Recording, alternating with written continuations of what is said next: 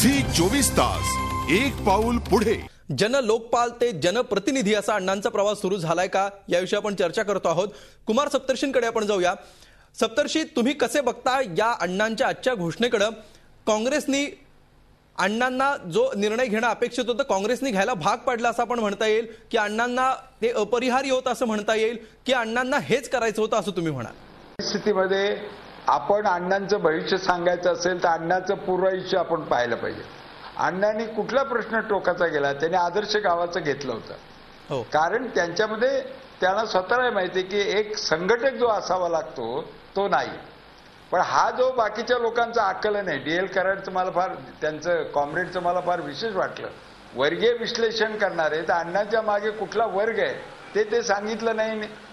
ते एकदम यांचं चारित्र्य प्रामाणिकपणा, असं प्रामाणिकपणा चारित्र्य कुठं पक्ष उभे राहतात का? पक्षाला लागतो प्रामाणिकपणा। तर Anna was right from the beginning was a political person. त्यांना जिथे जिथे जे स्पेस मिळाली तिथे तिथे ते पॉलिटिक्सच करत होते। पॉलिटिक्स म्हणजे हितसंबंध एकदा ठरवायचा आणि त्या हितसंबंधाच्या विरोधी लोकांना त्यांच्या अंगावर घालायचं। ज्या वेळेला दारू कमी करायची होती त्यावेळेला त्यांनी स्त्रियांची शक्ती वापरली आणि तरुणांची वापरली। जेव्हा गावामध्ये हजारांचं एकच घर, त्यांना महत्त्व नव्हतं, तेव्हा त्यांनी तिथले जे पठारे किंवा आवटी वगैरे लोक आहेत यांच्यामध्ये आपापसात राजकारणच केलं। तर राजकारण राईट फ्रॉम द बिगिनिंग आहे। आपण राजकारण म्हणजे पक्षात आलं तरच मनुष्य राजकीय असतो असं नाही। आता देशामध्ये एक हितसंबंध तयार झाला एनजीओचा, लाखो एनजीओ आहेत, त्यांच्या मागे सरकार लागलं तर त्यांच्या बऱ्याच भानगडी आहेत। म्हणून एनजीओचा इंटरेस्ट नावाच्या एका पक्षाची स्पेस आहे देशात, बाकी कुठली स्पेस आता शिल्लक नाही।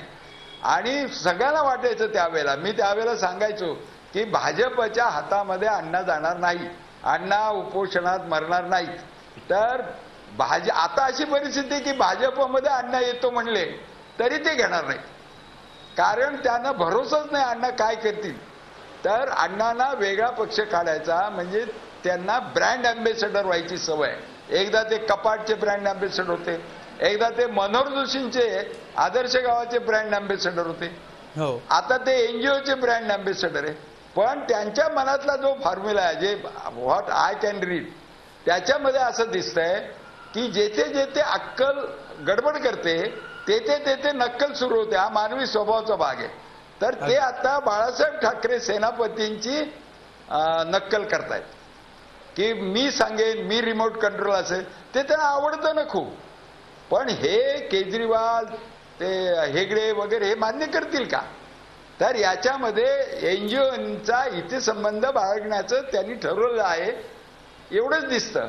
पण ज्या माणसाला लोकपाल हा नावाचा ब्युरोक्रॅट हा देशाच्या पंतप्रधानापेक्षा मोठा वाटतो, त्यांना काय राजकारणामध्ये काय करतील याचा अंदाज आहे? आता आम्ही 50 वर्ष पाहतो एकही ब्युरोक्रॅट त्याच्या डोक्यात जनता नसते, त्याच्या डोक्यात इन्क्रिमेंट, त्याच्या डोक्यात बदली, वरिष्ठ कनिष्ठ हा दर्जा हे असतं। तो मनुष्य पंतप्रधान हे करायला निघाले तर हे लोक आता पक्षाला लागतं संघटन कौशल्य, पक्षाला लागते मेथोडॉलॉजी, पक्षाला लागते एक सेंट्रल भूमिका, हे सगळं ते करू शकतील असं मला वाटत नाही। म्हणून पक्ष ते जरी म्हणाले तरी आपण त्याला फार महत्त्व देऊ नये। काही दिवसांनी ते पक्ष उभं करण्याची आयडिया सोडून देतील। एक खेळणं आहे, लहान मुलगा कंटाळेपर्यंत त्याच्याबरोबर खेळतं, कंटाळून झालं की बाजूला टाकतं, त्या धर्तीचं हे होणार आहे। आपल्यासोबत विश्वंभर चौधरी आहेत। विश्वंभरजी, अण्णांच्या राजकारणाच्या सुतोवाच्या विषयी काय नक्की सगळ्यांच्या प्रतिक्रिया आहेत हे तुम्ही ऐकलेलं आहे, काय म्हणाल तुम्ही? विशेषतः काँग्रेसनी आणि त्याचबरोबर कुमार सप्तर्षींनी ज्या प्रकारचं विश्लेषण केलंय त्याविषयी तुमचं काय म्हणणं आहे? मी दोन गोष्टी आम्हाला सुरुवातीला सांगेन, मुद्दाम स्पष्ट करेन। एक म्हणजे मी काही दिल्लीत नव्हतो, ह्या सगळ्या घडामोडी किंवा आंदोलनातही मी गेलो नव्हतो। दुसरी गोष्ट अशी की आजही दिवसभर मी प्रवासात आहे आणि मी खरोखर टीव्ही किंवा काय नेमकं आलं हे पाहिलं नाही, परंतु माझं जिथपर्यंत आकलन आहे तिथपर्यंत वेगळ्या राजकीय पक्षाचा काही विचार आहे असं मला वाटत नाही। मला असं वाटतं की राजकीय पर्याय द्यायचा हे फारच म्हणजे एका अर्थाने आपण म्हणू की व्यापक अर्थाने ते घेतलेलं आहे, असं सांगत की चांगल्या उमेदवारांना आम्ही प्राधान्य देऊ आणि वगैरे वगैरे। आता फक्त प्रश्न माझ्यासारखे नाही, प्रश्न असा पडतो की जर समजा राजकीय भूमिका काही घ्यायचीच असेल आणि त्याच्यात पक्ष काढायचा किंवा न काढायचा हा भाग आपण वेगळा ठेवू, परंतु आज जे म्हणलं जातं की पर्याय द्यायला आम्ही आलो आहोत, तर मला पहिल्यांदा संशय असा की किती कार्यकर्ते या चळवळीतले राजकीय मार्गाने जाण्याला पसंत करतील. त्याचं कारण जर राजकारणातच जायचं असतं तर आधी पण चॉईस होते कार्यकर्त्यांना आणि त्यांना ते जाता आलं असतं. पण राजकारण न करता मला असं नेहमीच मी मांडत आलो की संसदेच्या आतलं एक राजकारण जे 545 माणसं खासदार आणि राज्यसभेचे 250 जण करत असतात, पण संसदेच्या बाहेर मोठं समाजकारण आहे ज्याचं काम संसदेच्या भिंतीला धडका मारून चांगल्या अर्थाने लोकांचे प्रश्न तडीला लावणं, आंदोलन यशस्वी बरोबर आहे. अगदी चौधरी साहेब, अण्णांची आजची विधानं आहेत. राजकीय पक्ष काढण्यामध्ये काय चूक आहे? राजकीय पक्ष काढणं काही चुकीचं नाही असं ते म्हणतायत. मी स्वतः निवडणुकीला उभा राहणार नाही असंही त्यांनी म्हटलेलं आहे. राजकीय पक्ष सुरू करायला हरकत नाही असंही त्यांनी म्हटलेलं आहे. नाही, हे तर लोकशाही देशामध्ये का कोणी राजकीय पक्ष काढावा का, त्यात काही गैर आहे काय असं कोणी म्हणणारच नाही. राजकीय पक्ष काढण्यात गैर काही नाही, राजकीय पक्ष रुजवण्यातही गैर काही नाही. परंतु प्रश्न अण्णांनी आता म्हणण्याच्या कारणावरून ते स्वतः राजकीय पक्ष काढण्याचं त्यांच्या डोक्यात विचार सुरू आहे असाच अर्थ त्यातून सगळे काढतायत. म्हणजे असा अर्थ का काढू नये? नाही, गेले काही दिवस माध्यमांमध्ये अण्णाही या विषयावर बोललेले आहेत आणि अण्णांनी हे स्पष्ट केलंय. अण्णा इथपर्यंत म्हणाले एका वाहिनीला मुलाखत देताना की उद्या लोक मला म्हणतील की अच्छा, म्हणजे तुमचं जे समाजकारण आतापर्यंत चाललं होतं ते तुम्हाला राजकारणात काहीतरी मिळवायचं म्हणूनच होतं, त्यामुळे त्या फिक्स मध्ये अण्णा जातील असं मला वाटत नाही. मला हा धोरणाचा अभाव असल्यामुळे आंदोलनात जे काही मला तुम्हाला एकच सांगावं वाटतं, आज अण्णांनी जे विश्लेषण केलं त्यांच्या भाषणामध्ये, ज्या गोष्टी त्यांनी सांगितल्या त्यामध्ये पूर्णतः त्यांनी भूमिका ही ठरवून आले होते आणि लोकांकडनं त्यांनी त्या बाबतीमध्ये मत देखील अजमावण्याचा प्रयत्न केलेला आहे. त्यांनी हेही विशद केलं, म्हणजे मला ते आश्चर्य वाटलं की खासदार जे 500-550 खासदार निवडून येतात त्याला प्रत्येकाला जवळपास 15 ते 20 कोटी खर्च येतो आणि जवळपास आपल्याला 300 खासदार जर निवडून आणायचे असतील तर ते तेवढे पैसे कुठला जमा होतील आणि ह्या सगळ्या गोष्टीचा त्यांनी उहापोह देखील केला. म्हणजे एकंदर व्यूहरचना त्यांनी जवळपास तिथपर्यंत नेलेली आहे. अशा तऱ्हेचं जवळपास त्यांनी सांगितलं की ग्रामसभांमधनं जनमत आपण घेण्याचं आहे.